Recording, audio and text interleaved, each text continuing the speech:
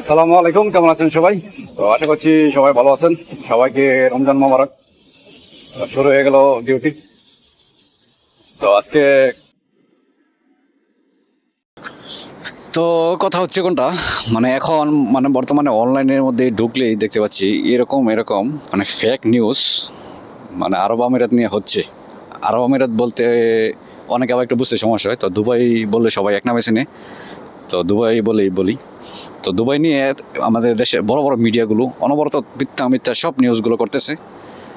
আমরা কিন্তু এখানে আছি, আমি এখন বর্তমানে দুবাইতে আছি, কিন্তু আপনারা যেরকম নিউজ করতেছেন বা দেশের মধ্যে যে সমস্ত নিউজ আসতেছে দুবাই নিয়ে, তো তার কিছুই কিন্তু এখানে হয় নাই। এত এরকম কোনো কিছু হয় নাই যে সব কিছু হয়তো বা কাজ টাজ বন্ধ করে দেওয়া বলি। তো আমার কাছে অর্ডার একটা আছে, তো অর্ডারটা আমি তুলে নিই। তো এখান থেকে উঠাবো, তো নিয়ে নিলাম এখানে অর্ডারটা। তো যেটা বলতেছিলাম, মানে এখানে দেখুন এরকম কিছু হয় নাই যার দ্বারা যে এখানে প্রবাসী যারা আছে বিপদের মধ্যে আছে বা কাজ টাজ নাই ঘরে বসে আছে, এরকম কোনো কিছু হয় নাই। এই সমস্ত তথ্য আপনারা দিবেন না যে এই তথ্য দ্বারা প্রবাসীদের এখানে পরবর্তীতে সমস্যা হতে পারে বা দেশেরও একটা বদনাম হতে পারে, এরকম কোনো নিউজ আপনারা মানে করবেন না। দেখুন, মানে দেশে বদনাম বলতেছি না আমি, যেটা সত্য তাই বলতেছি। এখানে মানে বাংলাদেশের লোক যতটুকু নিরাপদে আছে তার চেয়ে হাজার গুণ বেশি নিরাপদে আছে যারা দুবাই আছে সেই লোকগুলা।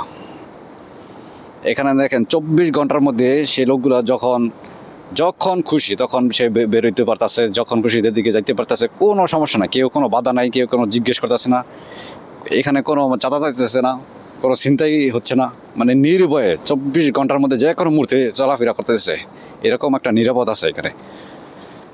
তো সেই ক্ষেত্রে কিন্তু দেখেন এই দেশের তুলনায় বাংলাদেশে হাজার গুণ পিছিয়ে আছে।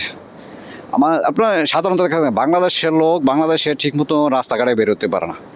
বাংলাদেশে সিটির মতো একটা জায়গার মধ্যে মানুষ হাতে মোবাইল নিয়ে মানে চলতে গেলে কষ্ট হয়, মানে ভয় থাকে কত কত, মানে কোন সময় এই মোবাইলটা যারা মানে হাত থেকে ছিনিয়ে নেয়, কোন সময় কি হয়ে যায়, টাকা পয়সা নিয়ে ঘুরতে ভয় পায়, মানুষ মেরে ফেলে টাকার জন্য, মানে লুটপাট দুর্নীতি, মানে অনবরত সব কিছুর মধ্যে তারা, আমার বলার দরকার নাই, এটা সবাই জানেন আপনারা।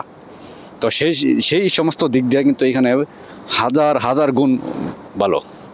ঠিক আছে, তো সুতরাং আপনাদের কাছে অনুরোধ থাকলো যে আপনারা কেউ এই ধরনের মিথ্যা তথ্য ছড়াবেন না যার দ্বারা প্রবাসীদের ক্ষতি হয়। দেখুন, এই সমস্ত ফেক নিউজ দ্বারা এদেশের সরকার কিন্তু এগুলো মানে দেখে তাদের দেশ নিয়ে কোন দেশ কি নিউজ করতেছে। তো যখন তারা দেখে যে তাদের দেশ নিয়ে অন্য কোনো দেশে ফেক নিউজগুলা ছড়াইতেছে, তো তখন কিন্তু তারা ওই দেশকে কিন্তু ভালো চোখে দেখে না।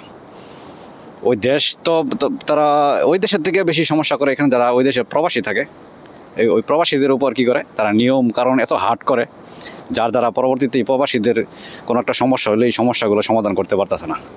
এখন তো বর্তমানে ভিসার এত একটা সমস্যা, খালি দুবাইতে না, সব মোটামুটি সব দেশেই বাংলাদেশিদের ভিসার বহুত একটা সমস্যা হইতেছে, তো এই সমস্যাগুলো সমাধান করতে পারতেছে না, তো সেই একটা সমস্যা। তো এখন দেখতেছি এখন এই সমস্যা সমাধান করব কি, পরবর্তীতে এখানে আরো বেশি সমস্যা হয়ে যাবে আপনাদের এই সমস্ত ফেক নিউজ করার কারণে। তো তো দেখুন, তো এদেশের বিষয়ে যাচাই বাছাই ছাড়া কোনো নিউজ করাটা একেবারে ঠিক না। আর আমার মতে, আমার ব্যক্তিগত মতে, বাংলাদেশ সরকারের এই বিষয়ে নজর দেওয়া প্রয়োজন, যে একটা দেশের নামে এত এত ফেক নিউজ দ্বারা কিন্তু প্রবাসীদের অনেক অনেক ক্ষতি হবে স্বাভাবিক। তো এই সমস্ত নিউজ এখানে একেবারে নিষিদ্ধ। তো এগুলো আবার পরবর্তীতে ট্যাগিং এর মাধ্যমে সব ধরা হইব, তারপরে কিন্তু পরবর্তীতে আপনারা মানে বিপদে পড়তে পারেন। তো সবাই সাবধান থাকবেন, ফেক নিউজ থেকে দূরে থাকবেন। তো দেখুন, এখানে মানে সবার ডিউটি চলতেছে, কারো কোনো ডিউটি বন্ধ হয় নাই, কোনো কোনো সমস্যা হয়নি। দেখুন, আমি এখন ডিউটিতে আছি, বর্তমানে ডিউটিতে আছি। তো এরকম কোনো কিছুই হয় নাই যত ভয়ঙ্কর করে আপনারা নিউজগুলো মানে করতেছেন। এখানে সবাই আলহামদুলিল্লাহ ভালো আছে, কারো কোনো সমস্যা এখানে হয় না, হয়তো সাময়িক একটু সমস্যা আছে, তো পরবর্তীতে এগুলো সব ঠিক হয়ে যাব। তো সবাই ভালো থাকবেন, সুস্থ থাকবেন। তো এখানে আমি আমার ডেলিভারিটা করব। তো কথা হবে পরবর্তী ভিডিওতে। তো এখানেই পার্কিংটাকে করে নিই, তো পরবর্তীতে আপনাদেরকে আমি আপডেট জানাবো। তো সবাই ভালো থাকবেন, সুস্থ থাকবেন। আল্লাহ হাফেজ।